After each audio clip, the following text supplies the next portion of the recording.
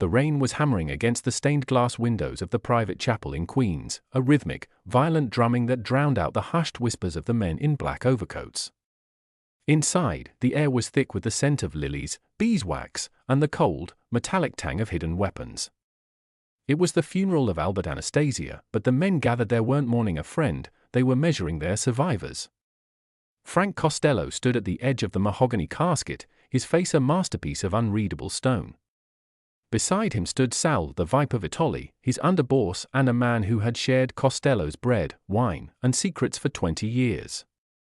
Sal leaned in, his voice a concerned murmur. "The streets are screaming for blood, Frank. Genovese is moving on the docks. We need to strike tonight or we lose everything." Costello didn't look at him. He didn't even blink. He just reached out and pulled Sal into a brotherly embrace, a hug that looked like a gesture of grief to anyone watching. But as Costello's cheek pressed against Sal's, and his hand gripped the back of Sal's neck with the strength of a vice, he whispered a sentence that turned the warm chapel into an icebox. "Don't worry about the docks, Sal.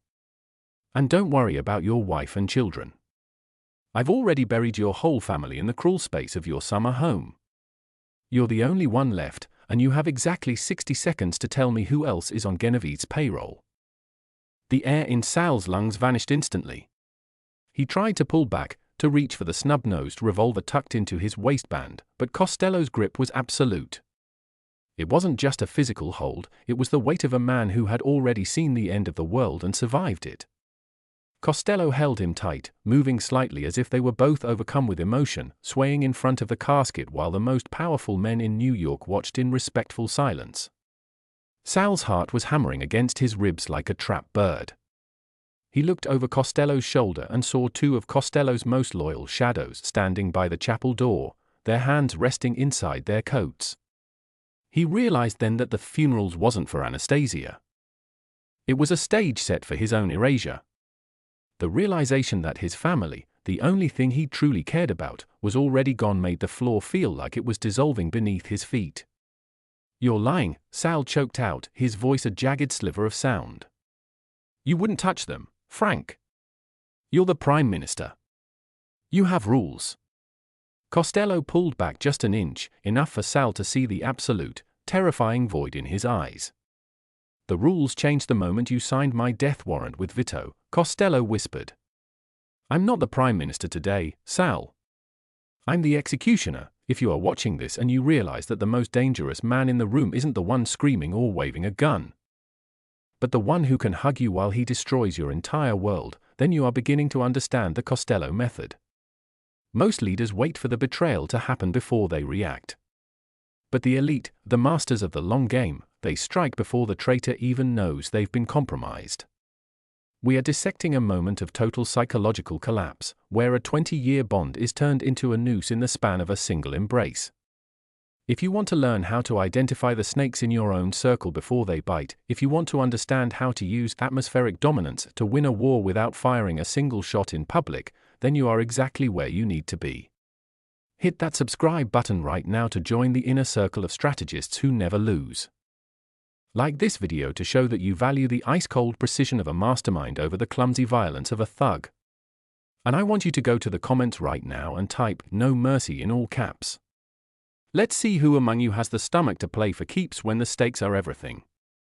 Now, let's go back to that chapel, where Sal Vitoli was about to find out that death was the easiest part of his night. Costello let go of Sal's neck and stepped back, smoothing the lapels of his own coat with a rhythmic, calming motion. He looked down at the casket of Albert Anastasia and then back at Sal, who was now trembling so violently he had to lean against a marble pillar for support. The other capos in the room began to sense the shift in the atmosphere. The temperature seemed to drop 10 degrees. Costello checked his gold pocket watch. 50 seconds left, Sal. The police are already on their way to your summer house. They'll find the bodies. They'll find your fingerprints on the shovel I left behind. You're not just a traitor to me, you're about to be the most wanted man in the country for a crime you didn't even get to witness. Give me the names, and I might give you a clean exit. Keep silent, and you'll spend the rest of your life in a cell, haunted by the fact that your greed cost you everything you ever loved. Sal's mind was a shattered mirror. He looked around the room, searching for a face that would help him, but every man there had already felt the wind change. They were staring at him like he was already a ghost. He realized that Costello hadn't just found out about the betrayal, he had anticipated it months ago. Every secret meeting Sal had with Genovese, every phone call from the Bronx, every envelope of cash, it had all been recorded, documented, and stored in Costello's private vault. He was trapped in a masterpiece of counterintelligence. With a broken sob, Sal leaned in and began to whisper. He gave up the names of the 2 captains in Brooklyn. He gave up the judge in the pocket of the Genovese family.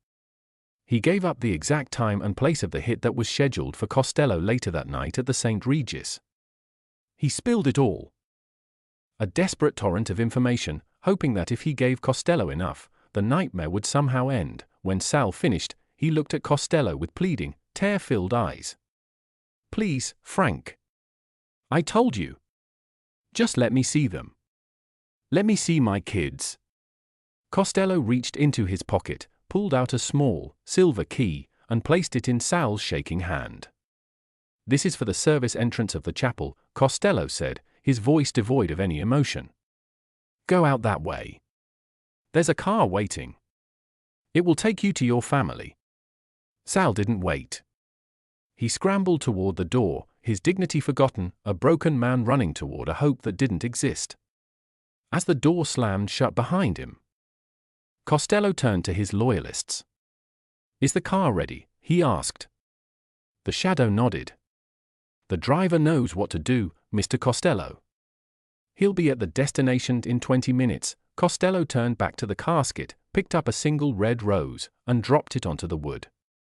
He knew that Sal's family was perfectly safe, hidden away in a safe house in New Jersey under his own protection. He had lied about the burial. He had lied about the shovel. But he knew that a man like Sal wouldn't confess for his own life, he would only confess for theirs. The Prime Minister had used the only weapon Sal couldn't defend against, his own conscience. But the night was just beginning. The names Sal had given up were already being hunted. The St. Regis hit was being turned into an ambush. And Vito Genovese was about to find out that when you try to kill a king, you better make sure you don't miss, because Frank Costello never, ever misses. The chapel was quiet again, the only sound the flickering of the candles. Costello walked toward the exit, his footsteps echoing on the stone floor. He had saved his empire, purged his inner circle, and set a trap that would cripple the Genovese family for a generation. But as he reached the door, he paused. He looked back at the empty chapel and felt the cold, familiar weight of leadership. He had won the war, but he had lost his best friend. In the world of power, victory always comes with a bill. And Frank Costello was the only one with enough credit to pay it. The night of the funeral was over, but the reign of the executioner had just begun. New York was about to learn that the Prime Minister's shadow was much, much longer than they ever imagined. The black Cadillac carrying Sal Vitoli sped away from the chapel, its tires hissing against the rain-slicked asphalt of Queens. Inside, Sal was clawing at the leather upholstery, his breath coming in ragged gasps. He clutched the silver key Costello had given him as if it were a holy relic. He didn't care about the mob, the money, or the power anymore, he only cared about the crawl space Costello had mentioned.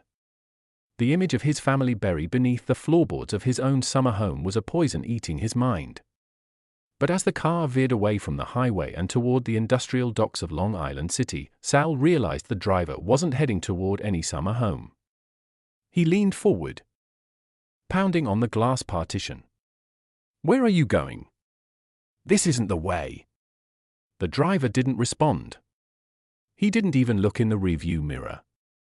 He just pressed a button on the dashboard, and the electronic locks on the rear doors clicked with the finality of a coffin lid.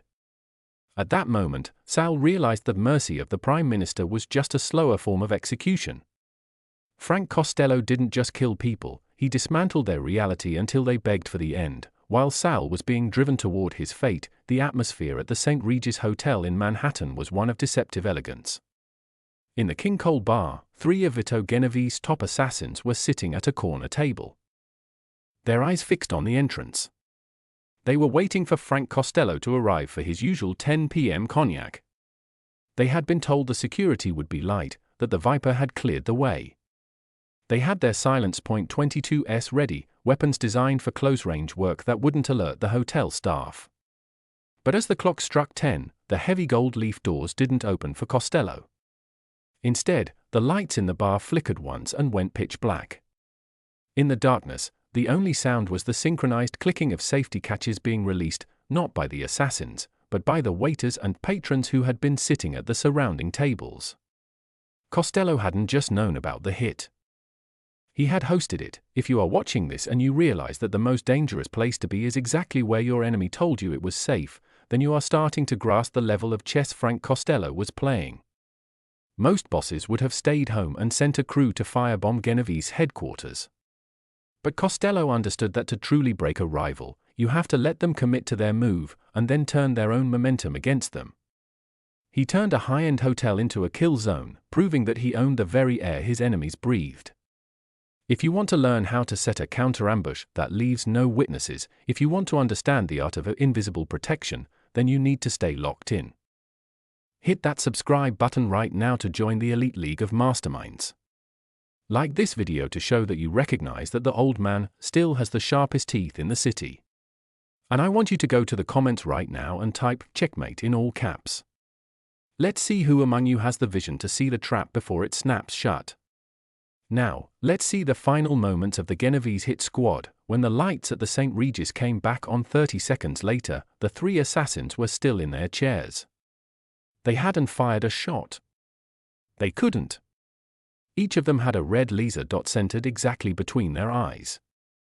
Standing over them was Costello's personal liquidator, a man known only as the Ghost. He leaned down and whispered into the lead assassin's ear, "Frank says thank you for the information. He also says to tell Vito that the bill for the dinner is coming due." Without a single drop of blood being spilled in the prestigious hotel, the three men were disarmed, zip-tied, and walked out through the service entrance. Costello's reputation for non-violence remained intact, but three of Genovese's best soldiers had just vanished off the face of the earth.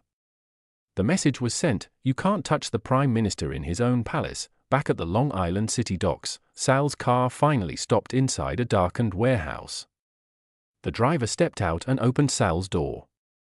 Sal stumbled out, expecting a bullet, but instead, he saw a phone sitting on a wooden crate. It was ringing. With shaking hands, Sal answered it. "Frank? Please, just tell me where they are."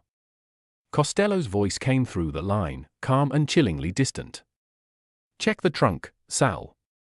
Sal ran to the back of the Cadillac, his heart in his throat, and heaved the trunk open. He let out a scream that echoed through the empty warehouse, but it wasn't a scream of grief. It was a scream of pure, agonizing confusion. The trunk was empty, except for a single, framed photograph of his wife and children sitting at their kitchen table, smiling, with that morning's newspaper clearly visible. They were alive. They were safe. "You lied to me," Sal whispered into the phone, his knees hitting the concrete. "You told me you buried them." "I told you I buried your family, Sal," Costello's voice corrected him. "And I did. In the eyes of the law, and in the eyes of the Commission, they no longer exist. They are on a plane to a country you will never visit, under names you will never know. You will never see them again. You will never speak to them again. You chose Vito over them, so I chose their safety over your happiness. You aren't dead, Sal. That would be too easy. You are now a man with no name, no money, and no bloodline. You are exactly what you deserve to be, nothing." The line went dead. The driver handed Sal a one-way bus ticket to a small town in the Midwest and $100 in crumpled bills. The Viper had been defanged, deconstructed, and discarded. By dawn, the purge was complete. The two captains Sal had named were found in the trunk of a car in Brooklyn. The crooked judge had resigned for health reasons before the FBI could even knock on his door. And Vito Genovese sat in his office, staring at a silent phone, realizing that his entire shadow government had been dismantled in a single night of funerals and cognac. Frank Costello was back in his penthouse, looking out over the city he had just saved from a civil war. He hadn't used a single Tommy gun. He hadn't started a riot. He had simply used the truth, the lie, and the deep, dark fear of a traitor to remind everyone why he was called the Prime Minister. The story of the cruel space lie became a legend in the Five Families. It taught every soldier that Frank Costello didn't need to kill your body to destroy your life. He could take your past, your present, and your future, and leave you standing in the rain with nothing but a bus ticket. As Costello sipped his morning coffee, he watched the city wake up, oblivious to the war that had been fought and won while they slept. He had paid the bill for his victory, and the cost was the last piece of his own heart.